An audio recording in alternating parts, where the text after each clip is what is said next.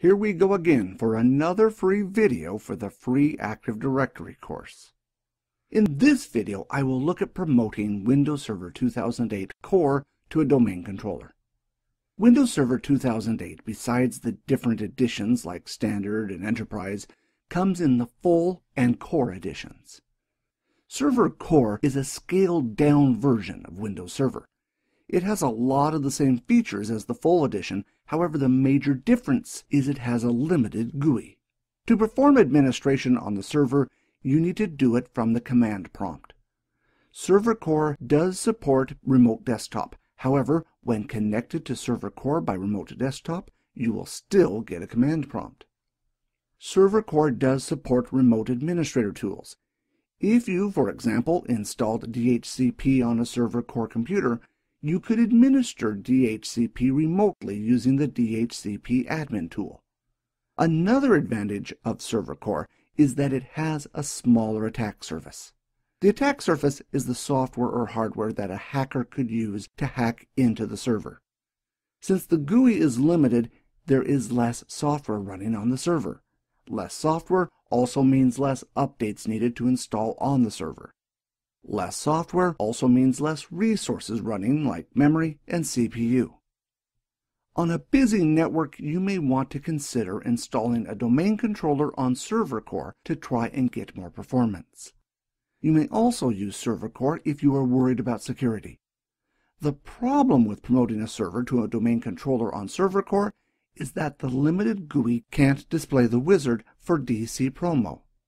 To get around this, you can use an answer file or specify the options in the command line.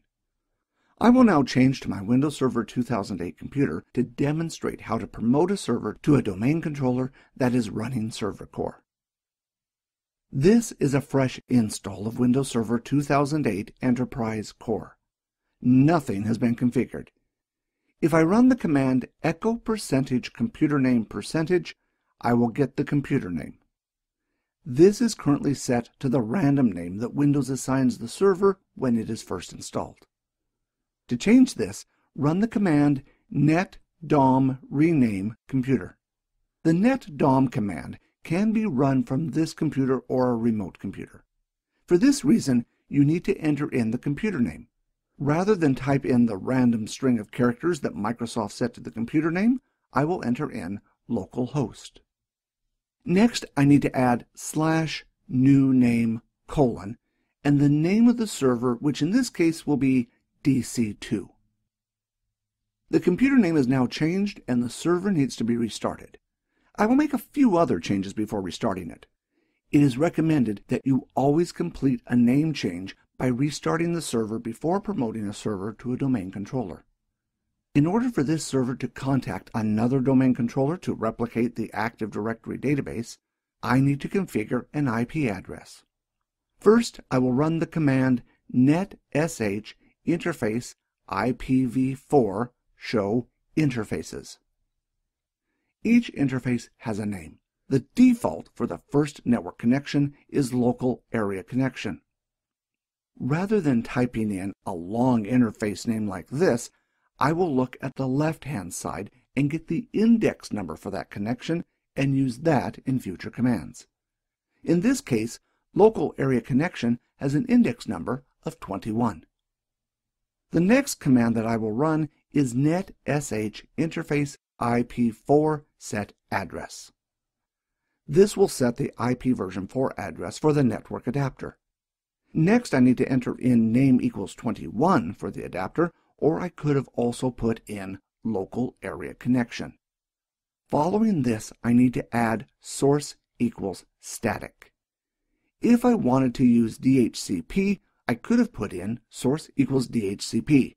Remember that for a domain controller, you need at least one static IP address. After this, I finally get to put in the IP address, subnet mask, and the gateway with the arguments address, mask, and gateway. Next, I will set an IP version 6 address. The command starts out much the same. netsh interface IPv6 set address. After this, the name parameter changes to interface equals 21. Next, I need to enter in address equals and the IP version 6 address. Now that I have an IP address on the network adapter, I next need to configure the DNS servers. This is once again done with netsh interface IPv4 followed by add DNS server to tell netsh I'm configuring a DNS server. After this, once again, I need to put name equals 21 for my network adapter, and then address equals and the IP address of my first DNS server. In this case, I will put the IP address of my first domain controller, DC1. It is important to set a DNS server that holds DNS records for that domain, otherwise the promotion to a domain controller will fail. Windows can have multiple DNS servers, so next you need to set which DNS entry that you want to change.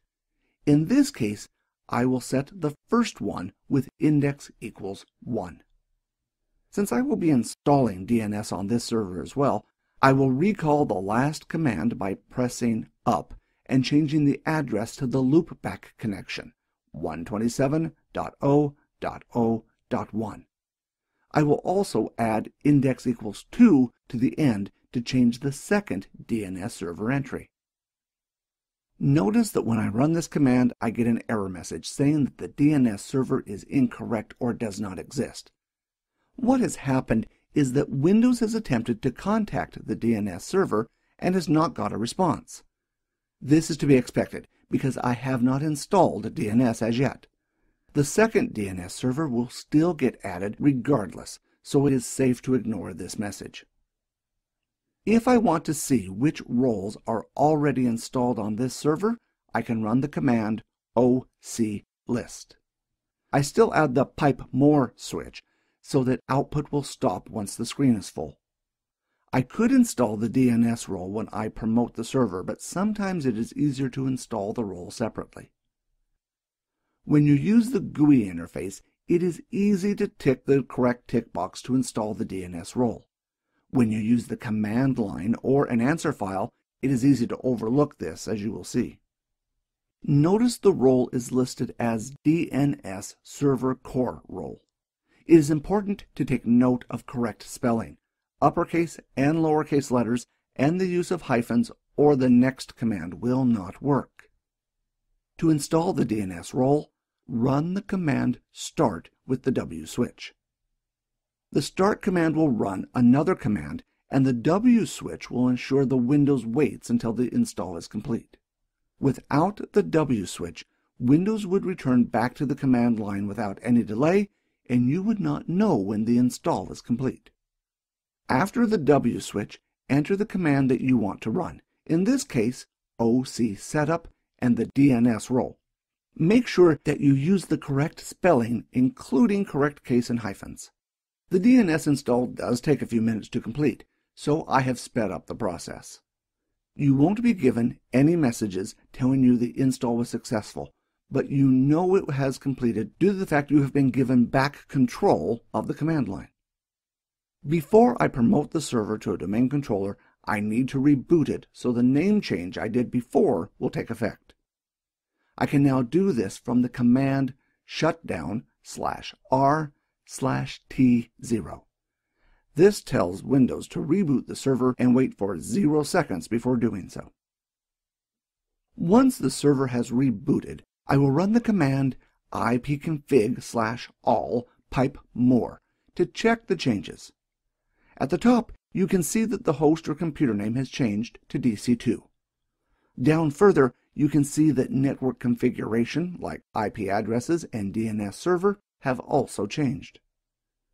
There are two ways you can promote a server to a domain controller: using an answer file or using the command line.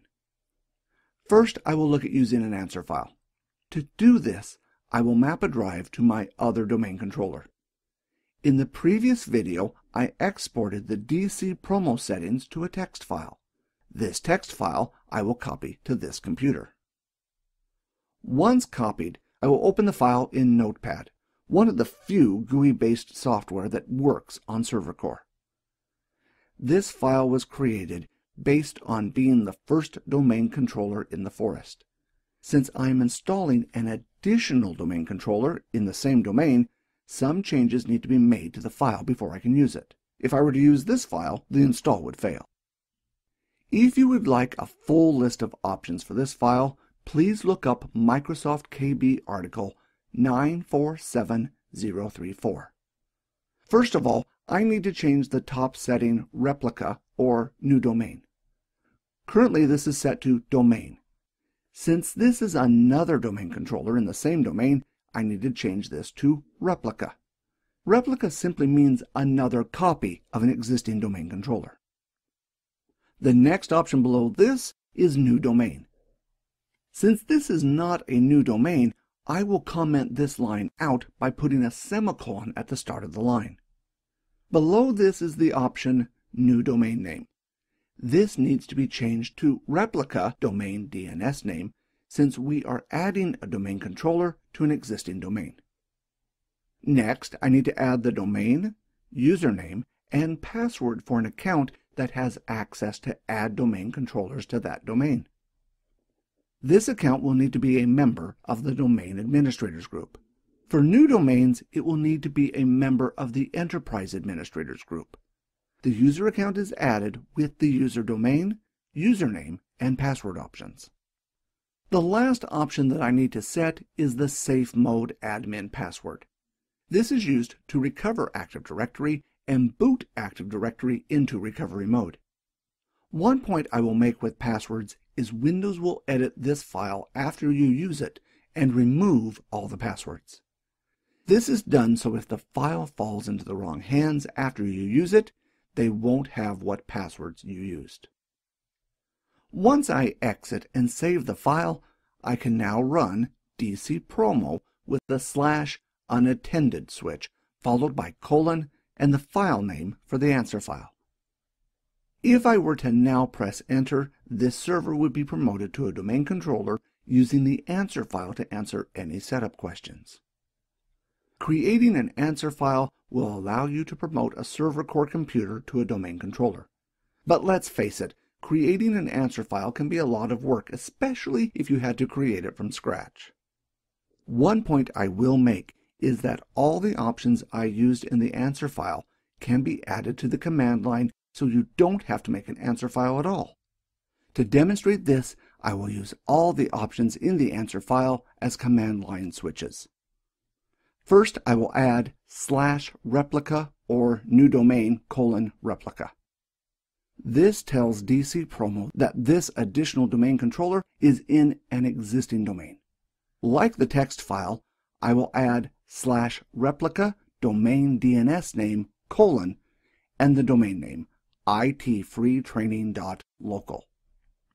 The next switch I will add is /confirm gc : yes. I did not change this in the text file as it was already present. What this does is make the domain controller a global catalog server. I will cover global catalog servers in the next video, so don't worry if you don't understand how they work quite yet. Next, I will add the switches for user domain, username, and password with a user that has permissions to add domain controllers to the domain. Lastly, I need to add the Active Directory recovery password. Once I press enter, the server will be promoted to a domain controller. Like the GUI version, Windows will check to see if the binaries are installed. If not, it will install them for you. The process does take a few minutes, but once complete, the server will connect to another domain controller and start replicating the Active Directory database. The process takes about 5 to 10 minutes to complete, so I will fast forward the video to the end. Once complete, the server will reboot. When the server returns from reboot, it will now be a domain controller. Notice also that the server was automatically added to the IT Free Training domain. If the server was already part of the domain, it could be promoted as well. Windows will simply add it to the domain if it needs to be. We hope you've enjoyed this video on promoting a server core computer to a domain controller. In the next video, I will look at the global catalog server in more detail. The global catalog server works as an index in Active Directory. Once again, thanks for watching.